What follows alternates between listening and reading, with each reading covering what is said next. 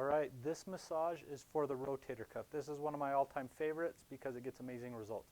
Anytime you're having shoulder pain, regardless of whether it's coming along the back, the side, or the front, this is going to be helpful.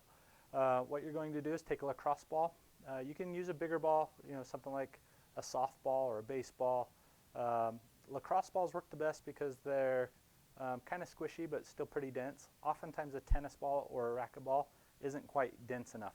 What you're going to do is you're going to cross your arm over. So just take your arm that you're working on, put your hand on the opposite shoulder. You're going to take that ball and you're either going to go up against a wall or down on the ground.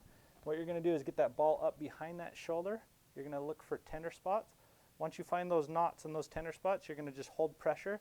Then you're going to take your arm and just internally and externally rotate that arm. And what we're doing is we're working in a pattern coming just kind of along the scapula, up the side of the armpit, coming up into the shoulder, out into the side of the shoulder. So almost like a big 7. So you're kind of coming up through here and then following out into here.